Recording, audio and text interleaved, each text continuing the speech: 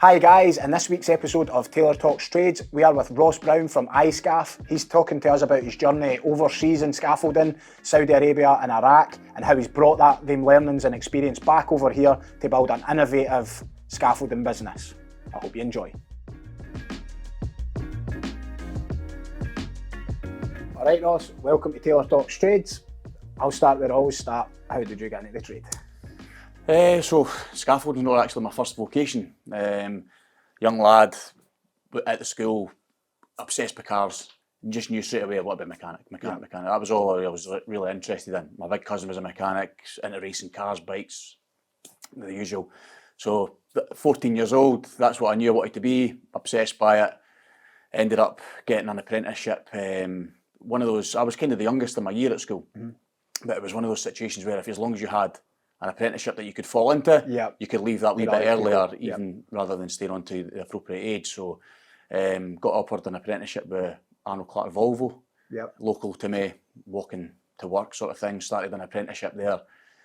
Was really into it at the beginning, but you know, addicted to cars and all that sort of stuff. And the apprenticeship wages wasn't as great as it was. Before I knew it, ended up myself in probably a wee bit of financial trouble, but still living with mum and dad obviously at that time.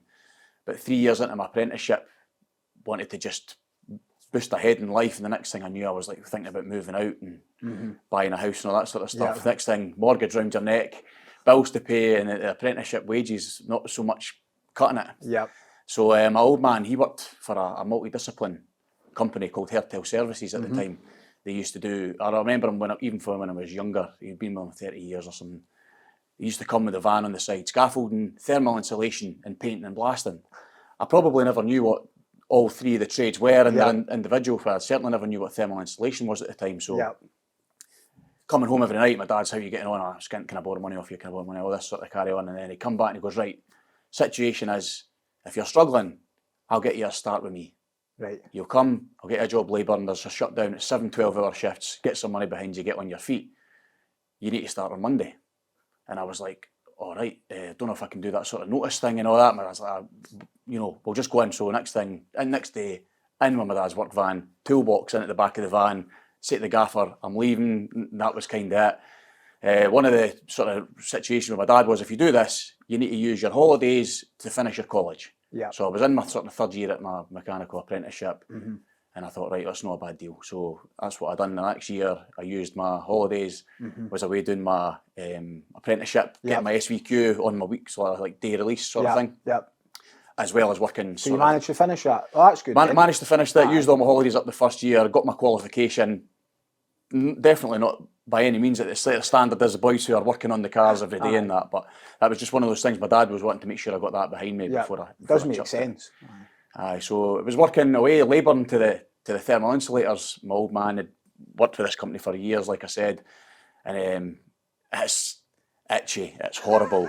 You're getting treated like crap, you know what I mean? You're the dog's body. And my old man had this really good relationship with the managing director, the manager guy, Sanny Man his name was, and he was a bit of a character himself.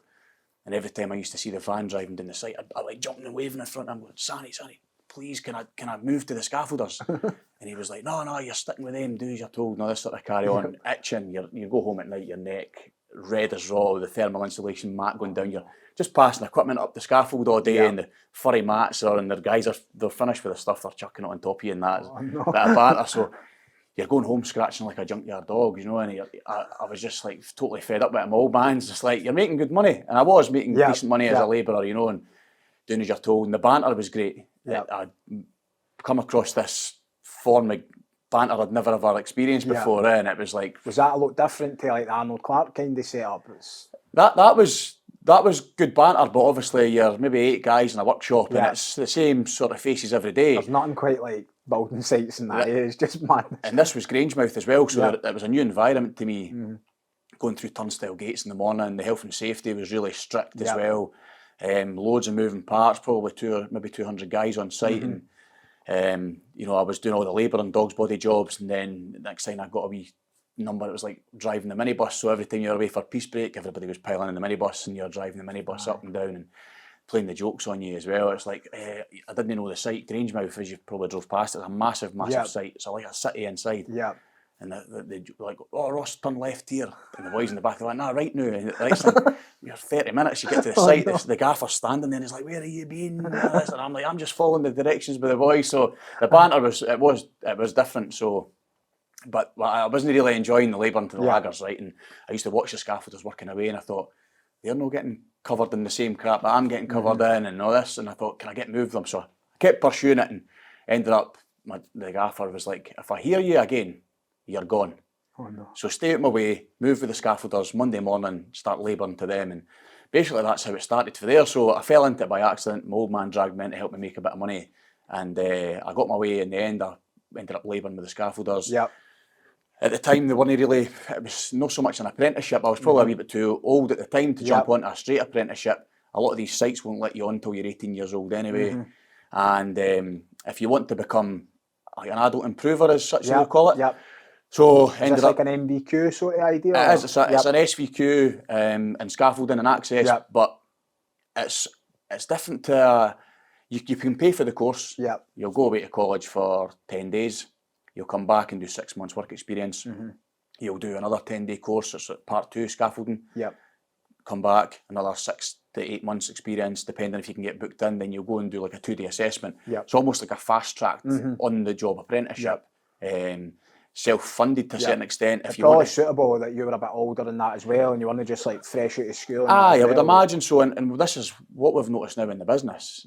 I'm looking at the same thing. A lot of sites only wanting a young 16-year-old on site, higher risk, all that. So I can understand it then. And if you wanted to fast track and progress, there was 2 choices. You waited and worked hard and showed the company that you were worth investing in. Or you could go to them and say, look, I've saved up a bit of money, I'll pay for myself. When I've done my courses, is it okay to get maybe on the tools?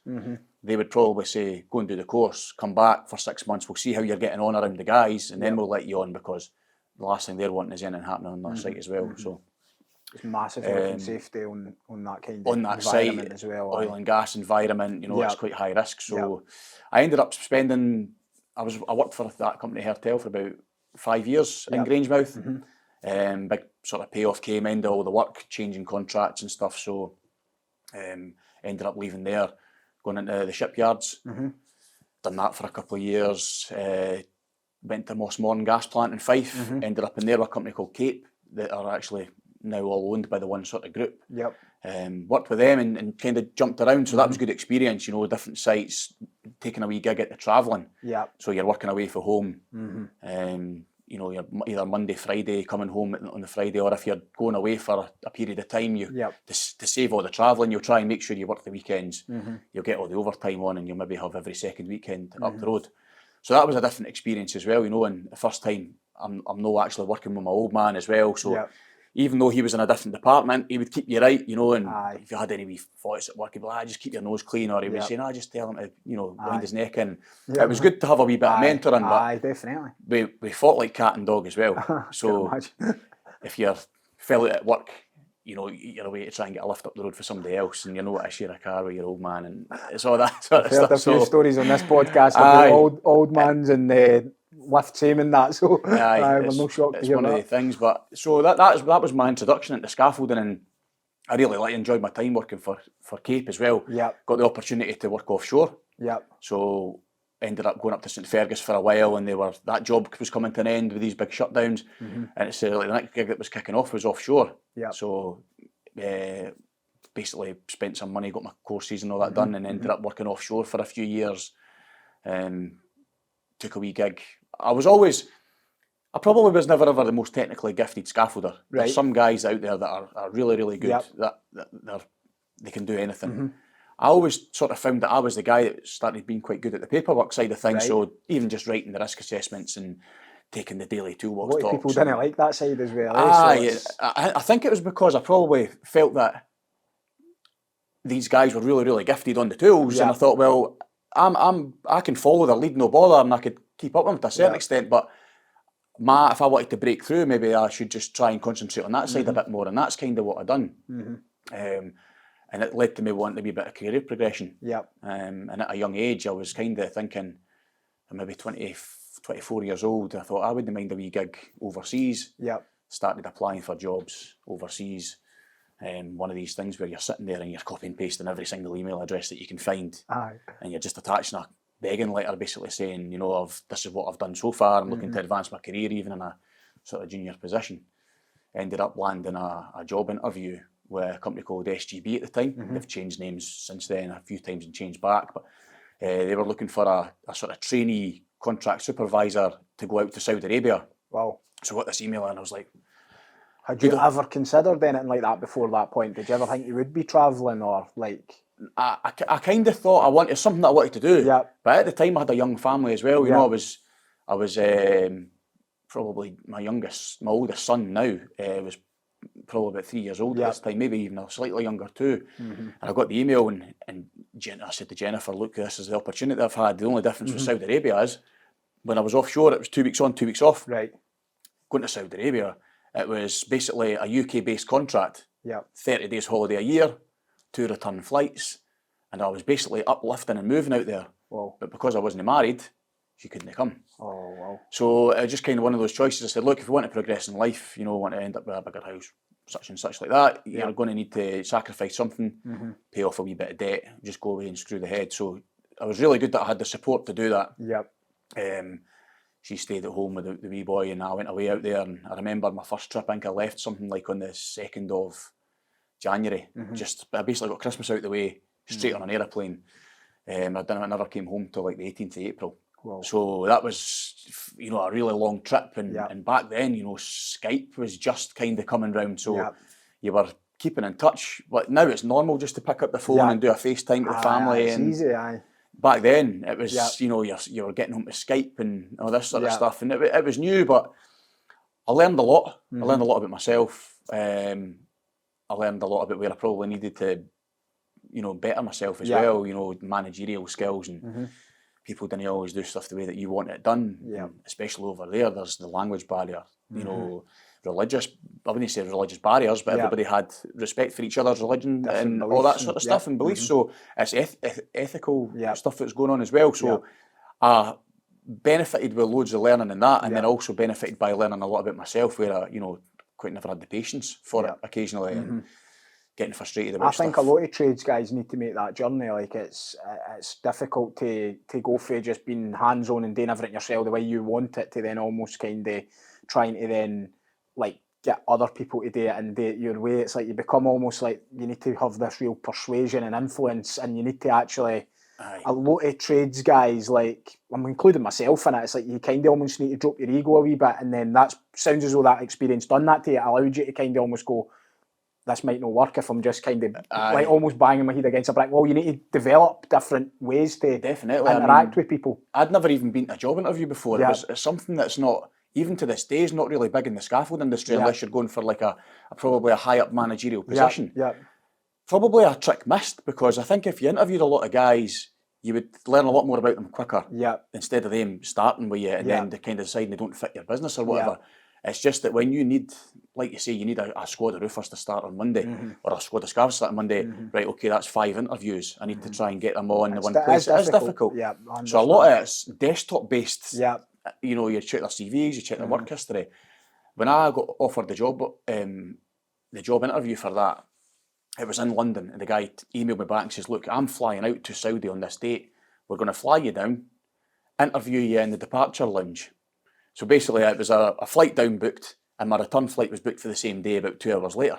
So I flew down to London Heathrow, probably a badly fitted suit on at the time, looking around for this guy who I thought would also be in a suit. And, you know, he's the guy, next to my phone rings and I answer the phone. He's like, I'm standing here, and I'm looking at a guy waving. I think even at the back of the day, I can remember he's like smartly dressed, kind of casual, Stone Island jumper or something. And I was like looking at myself in this next suit that I just went and bought the night before, and the creases are still in the shirt and all that sort of stuff. And I went and met the guy in the departure lounge, and it was like this. It was a really chilled out sort of interview, and he basically said, look, I know you don't have the experience that we're probably looking for, but we feel that we could instill it in you and then mould you to the way that we want you to work. And the interview went really good. I think even by the time he'd probably landed, I'd had like the first sort of feedback email sent through saying, look, the feedback was really good. You're open-minded, you're fresh and young, but we're looking for somebody who might have longevity. So obviously accepted the job, handed my notice in, but it was funny how the old school sort of mentality that the guys that you're working with, I'm handing my notice in, where are you off to? Like, I'm away to work in Saudi. Aye, so you are. I'm like, no, aye, right, okay. So I remember the story my old man was telling me. He's like, I remember that you'd left, and then 2 weeks later or something, other guys that move around the site come back, and they were saying, like in the smoker or the smoke sort of smoke shack sort of talk, going, aye, where's young Ross now? And the guys, he's meant to say he's away gallivanting in the Middle East or something. And somebody went, oh, is that right, Sammy? And the guy never knew that my old man was standing in the tea shack, and he was like, where is Ross? He was like, he's there in that Saudi Arabia or something like that. And at first, and then my dad told me about it, I thought people didn't believe that it was either possible or that you could maybe. Well, you've stretched their limitations by going and taking yourself out your own comfort zone. They've kind of went. But you come across different walks of life. Some people are happy where they are, and that's totally acceptable. And other people just wanted to progress. And I kind of, do you know what? If you never try it, you will never know anyway. So I used to sit and watch people progressing, and I had mates in the industry that worked offshore all over the world, and I used to think I wouldn't mind a wee slice of that, you know. And then I got offered that job, obviously, accepted it, handed my notice in where I was at Mossmorn. Then 2nd April, with a single suitcase, packed up over there, and landed in Jeddah, which is like quite a big, decent sized city, not the capital, but a very big city anyway. And our head office was there. Straight away, I was like, well, this is a wee bit over my head, and going into the first sort of meetings that they were talking about, and I'd never ever seen the financial side of any business, let alone, I think the only financial stuff I'd seen is my own bank accounts and bills in the houses. I was going into meetings and they're talking about financial forecasting and project forecasting and expenditure and labour versus materials, and I'm sitting in there going, it's day 3 now, and I'm just not even knowing if I want to still be here. And you're in another country and all that as well, and like somewhere you've never been. Like another country, fair enough. The first time I landed, I was kind of staying in a hotel, and every morning the driver the sort of general driver guy would come and pick me up, take me to the head office, and the other expat managers had been there. Must have been about 2 weeks spent in that hotel, and then the general manager, Vince, sadly he just passed away a few weeks ago. He's a lovely guy. He gave me the first opportunity, I suppose. He just said, look, Ross, Friday's a kind of social thing we do here. It's a day off. We kind of have a barbecue in the garden in the compound. We have a barbecue, a few folk round, and we just all get together. Different expats. It'll be a good experience for you. Why don't you come over? So that was great. Driver done all that, and then after it, he was like, look, I'm in a 5-bedroom villa. It's only me. Do you want to just stay here instead of staying in the hotel? We can drive in and out every other sends me doing it, and you'll meet all the different expats. They had a gym and everything on site. So done that. I was waiting on my own villa getting ready. Little did I know at the time was where I was getting put was 400 miles away in a different town. Wow. So I had a 2-week induction basically in the office, and then it was like, oh, your car's been delivered, it's outside, there's the keys to your villa, it's 400 miles in that direction, let us know how you get on. And I remember phoning the missus, and I was like, I really don't know if this is for me. And she says, look, you're there now, you're coming back in April, stick it out, see how you get on. If you didn't want to go back, you've tried it. So jumped in the car the next day, sat nav on, away up to this place called Yanbu. First went to the office, then I ended up going to where my villa was and kind of got settled in, and I actually settled in quite well. Jim, other expats working for different companies on the compound, and generally enjoyed the experience. And it was a learning curve, guys for the head office phoning me. I was the only expat in our office up there. Wow. Only British expat. We had other expats from Pakistan, India and stuff like that who worked for the company. And they would come up once a week first when I got settled in, and then it was starting to stretch, and that's when it started to stretch. The times that they were coming up, they were probably having more faith in me to run the branch. But I was still winging it to a certain extent, really leaning on the expats that were around me who were fantastic at their job and really willing to teach you. But still, I remember the first day, the guy's phoning, he's going, right, so financial forecast, what's the forecast this week? And I'm just like looking at the window going, it's 41 degrees, man, it's melting outside. And he's like, what are you talking about? And I was just like, and I'm sort of nudging the guy next to me on the phone, goes, he's asking forecasts, you know what I mean? He's going, 2 seconds, I'll send you a spreadsheet. Brilliant. So it was a big learning curve. 41 degrees. Done a year out there, and I just thought in that situation, Saudi is a hard place to go. It's quite strict. You can't have, unless you're married, your wife can't visit, blah, blah, blah. So that's tough, that. It was tough. And after a year, I was just like, look, I could do with coming home now. So just kind of came home, fell into a job back in the shipyard again, local to me. Got got back on track. You know, I'd done what I wanted to do. Went away, paid a bit of debt off, came back, bit of money behind me, and then obviously the experience, which was more valuable. Touching after that, I just kind of done what I was doing back and forward in the shipyards, and then a job opportunity came up in Iraq. Wow. So different scenario again, working for the major oil company this time. Something I never ever done was worked directly for the client. So working for the client, 28-day rotation, so away for 28 days, home for 28 days. It couldn't have been better. That's a bit better. It was really good. Obviously, the wife was a wee bit worried at this time about be working in Iraq. Yeah. Not that far out of being in war, and there's still quite a bit of stuff going on in Syria at the moment. So risk, but you're kind of trained for it. They take you over to Dubai and do this sort of hostile environment training and everything, and it's really exciting. Wow. It sounds like going into the army or something like that, into the forces. A lot of people, if they said when I was working in Iraq, they say, "Oh, you're in the forces," and I worked for an oil company. Yeah. And I remember at the time Jennifer just going like, "You will literally go anywhere," eh? And I was like, "Well, you got to give it a try." Yeah. So ended up in Iraq for about 4 years working for Shell. Like I said, the rotation was great for family life. Yeah. You could squeeze the holidays in. You often worked in that you ended up with 4 weeks off during the kids' school holidays and stuff like that. So brilliant. Really stuff good. You wouldn't really probably get normally, to be honest. Even if you were like back home and working here, it's like, or even for yourself, it's like it's hard to get 4 weeks off at any time, really. Exactly, yeah. Even more so now, having a business. But that for me was great. I was working with a load of expats in massive construction projects, and some of them were really, really good mentors. Yep. But there came a point where the sort of oil and gas crash kind of came, sort of like 2015, 16, and we were sort of getting, more guys were getting laid off, and we came to it and they just brought us in and they tried to do a big pay cut at first, and a lot of guys grouped together and they rejected the pay cut, and it was second round came and it's like, look, this is the deal. It's a 50% pay cut to keep your job, or you can just go home. And I looked at the numbers and I was like, I was getting that in the North Sea, working 2 weeks on, 2 weeks off, and I didn't have to wear a bulletproof vest in my work. Oh. So it's a no-brainer for me. I says, look, just write my notice up, just pay me off, I'll go home.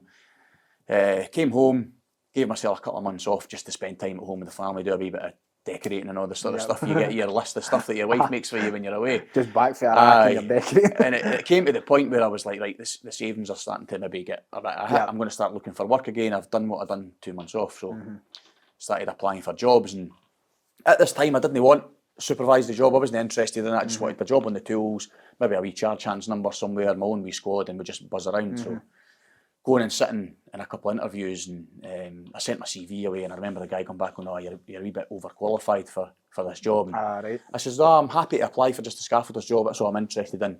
But I think what a lot of people looked at was, you've worked offshore and overseas, you're commanding a good, or you were on a good salary, are you going to jump at the next opportunity where you can disappear again? Which is understandable. It's understandable, you know, people are investing time in you by interviewing you, time onboarding you and kitting you out with all your PPE and stuff. You know, it's costly to the company. It's a minimum of 500 quid anyway by the time you've kitted somebody out. So I just was, okay, first couple of times I was like, I understand what you're saying. Second time I got kind of called in for an interview and I'm sitting with the guy and talking away, and I almost thought that the guy's thinking, he maybe's after my job in a few months' time if we started him. So without kind of trying to sound rude to the guy after the sort of interview, I said, look mate, I'm not sounding to be sort of big-headed or anything like that. I said, but I've managed to tuck a couple of pound away when I've been working away for the last few years. I'm just wanting something that's quite low stress, be at home with my family again. I'm not even really interested in doing overtime, Monday to Friday, 40 hours, is fine. But I was struggling just to land something. And it was obviously coming back, you know, overqualified, blah, blah. So my best mate, Dave, who we met first back in the apprenticeship days. After, and he kind of followed the same path as me. After I kind of left, he was sniffing around going, oh, you're making decent money now. So my old man, is Dave wanting a start? So my old man sorted a start out for Dave. That's how we met. We've been friends ever since, and he worked away for a company called Debra Services for years, ended up offshore similar to me. So I was struggling to get a job. Dave was still working away, he's offshore, but with oil and gas downturn, they changed everybody's terms and conditions. Your holidays, you were changing to 3 and 3 rotations. It wasn't what it was, if you know what I mean. So I kind of just had a chat with Dave one day and I says, look, I'm struggling to land something now. There's no many people taking on. I don't really want to go away again. I says, but driving round, I've kind of noticed there might be a wee gap in the market for like a quality scaffolding firm that's not so slash and dash and turns up and just does a job and disappears. It's something a bit more curb appeal. So they're, you know, really positive about how things look. More customer driven, safety driven, you know, is this a wee niche in the market? And he was like, look, put the feelers out, see what you can do. So I started up the limited company, called it I-Scaff. We started battering emails out and, you know, going around dropping flyers at people's doors. Dave was coming home for his 3 weeks off, and it was like, right, you line up a few jobs for when I'm back. So we bought a pickup, bought some kit, hired some kit, started organising a few jobs, and at this time we were taking on anything. So we were doing houses and chimney scaffolds and all that sort of stuff. So I think Dave must have came home, done a trip, went back offshore. I'm texting him saying, we're getting quite busy. For the two of us, we've got booked for the full 3 weeks that you're off. Came back, he came back, done that 3 weeks, and he never went back again. And that was it for there. So it was me and Dave, and at the time a sort of single trainee. And it kind of just built for there. Running around in one transit pickup, a wee yard, then it moved to 2 transit pickups and a wee yard, and then it was started to go to. We actually ended up kind of, right, are we running around here in 2 pickups? Is this efficient?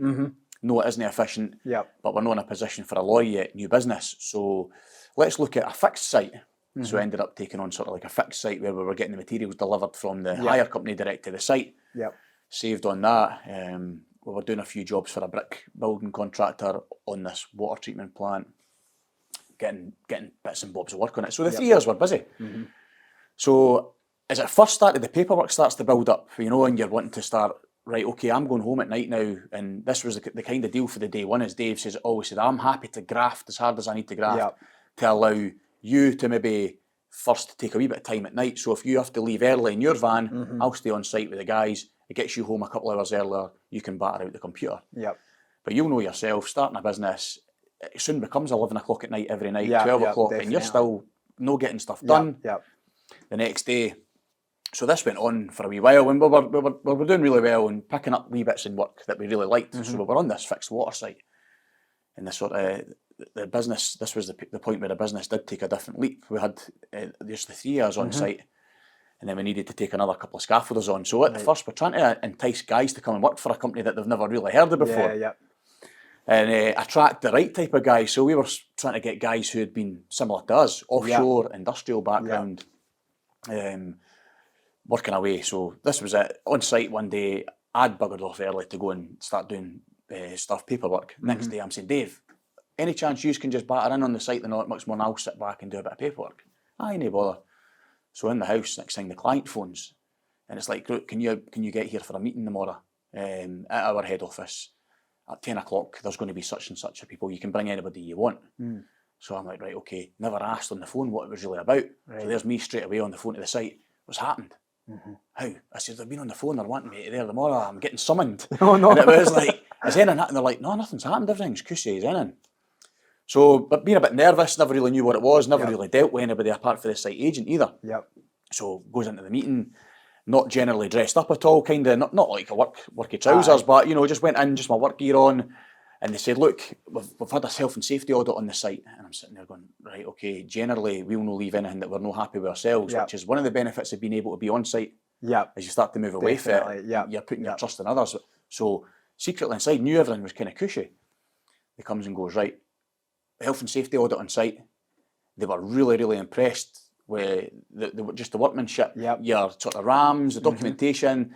They spoke to your guy on site. Little did they know that it was probably one of the owners. It was either me or Dave. Really impressed that they spoke to you and the way you come across and blah. They're wondering if you can maybe just take the whole site on. And I'm like, no bother. You know, the salesman comes in at me and I'm like, not a problem. We're big enough to do this sort of stuff. Little did they know there was only 4 of us. And a Transit Connect at the time, because we weren't running the pickups back and forth to Glasgow, and all the stuff was there. That's brilliant. So, like, well, and then the next curveball. So if we give everybody a sort of like a 48-hour dismantle notice to get everything else off site, can you could you re-erect all the scaffolds? No bother. Not a problem, sort of thing. So leaves That's the message. a Richard Branson one, that. Say yes now and figure it out later. Aye, figure it out later. That's like fly by the seat of your pants. And I've always been a bit, I wouldn't say overly confident, but I thought I prefer to work backed in the corner. I just feel like it gets you need to work. Work your way out of it. Definitely. So straight into the car, phones Dave on site. I'm like, a good thing and a bad thing. He's like, what? I says, there wasn't a safety issue. It wasn't. He's like, oh, thank God. I thought we'd picked us up on something. I said, they want us to take the whole site on. And he's like, right, we've not really got the kit for this. And I was like, no, I know we've no. I said, but I'll sort it. So they're right on the phone to the suppliers. What's my limit at? And they're going, oh, you're a new company. We can only give you this much. And I'm going, oh, well, such and such along the road's giving us double that. Like, are they? Right, well, I'll go and speak to my boss. So I done that with them. They doubled it. Done it with the other guy, he doubled it as well. So the next thing, I had 4 scaffolding suppliers, they'd all doubled it. I'd played them all off each other. So I had a lump of money there that I could spend. And then, as everybody says, it's only debt if you can't pay it. So right in, big massive delivery to site the next day.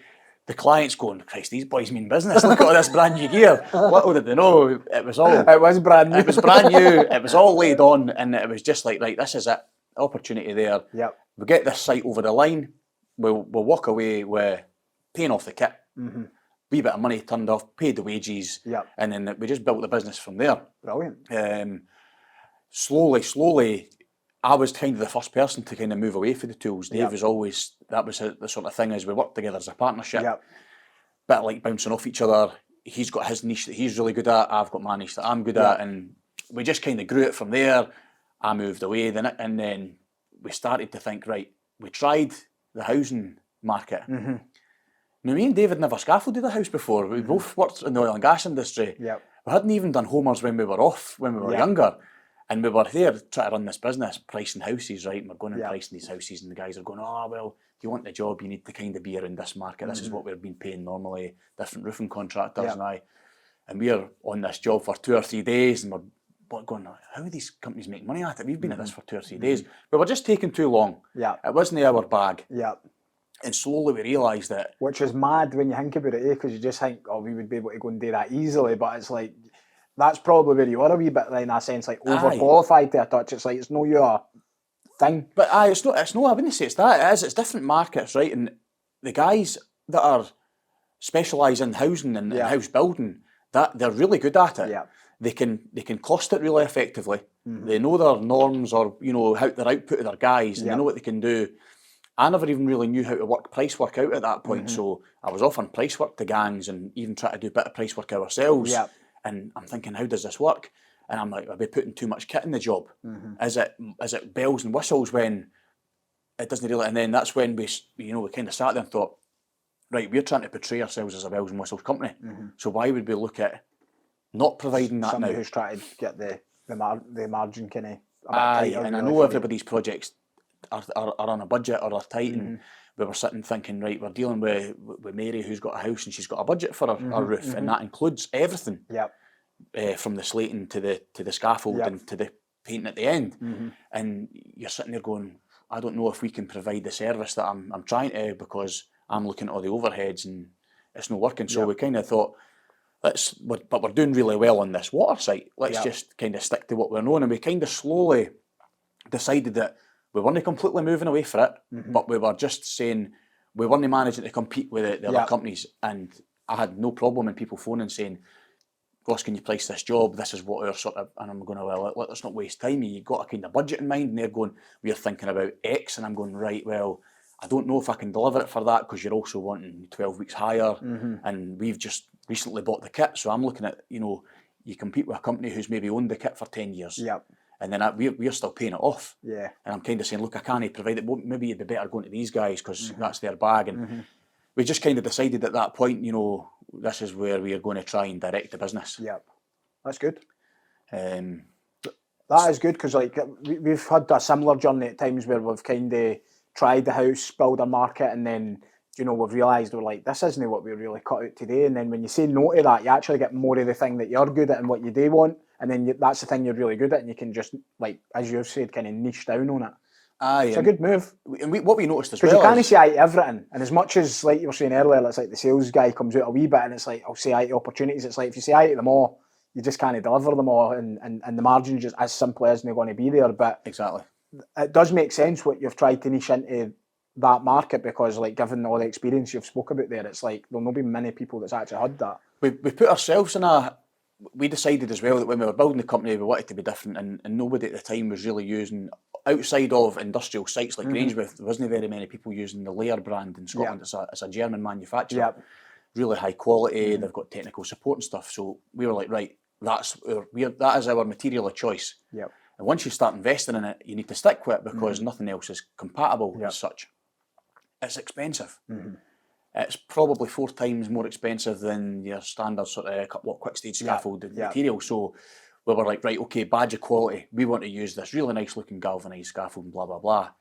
But you can't really charge an extortionate amount more than them, or you will never ever compete with them. Yep. So you're battling against that. And sometimes I've sat in the office and we've been battling going, we made the choice. We need to stick with it. So it just helped us. It pushed us on. It's held us back. It's made us learn. And it's just like, it's not a straight road. If it was a straight road, everybody would be at it. And you just need to believe in what you're doing.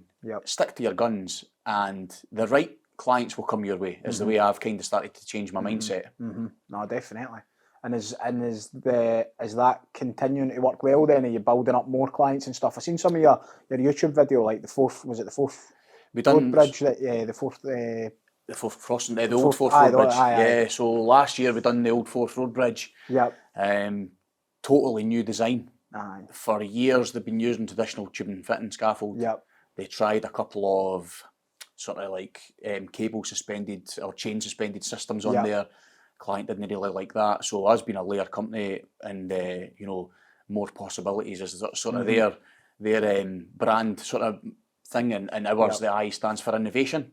So I was like, right, let's go to layer, let's see what we can come up with together. And we come up with it together. We developed this sort of new system. They had a beam that was developed in Germany, and it was for big spans, and we sort of integrated it into this, and we done that job, and that was an eye opener. That job, it was technically we had the right guys on the job. It happened just during COVID.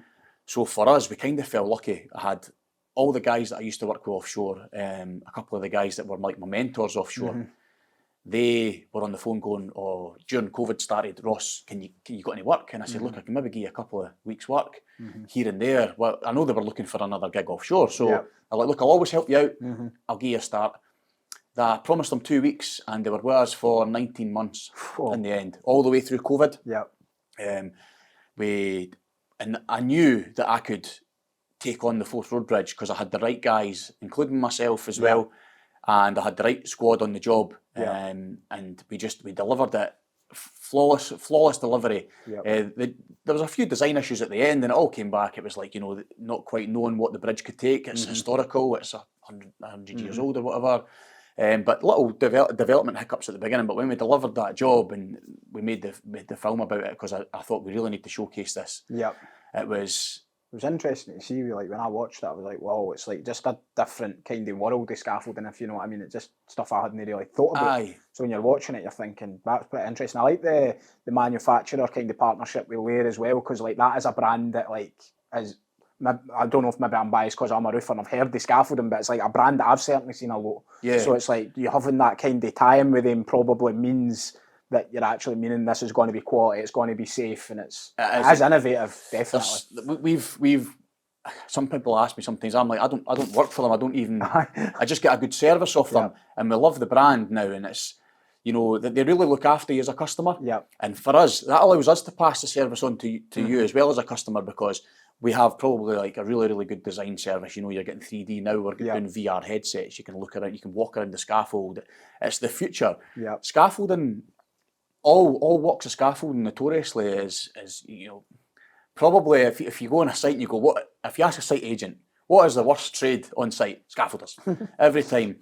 Notoriously knuckle draggers, old school, old fashioned, boisterous, blah, blah. It's changing. And we took this thing on where I want to change the ideology of what people think about the scaffold industry.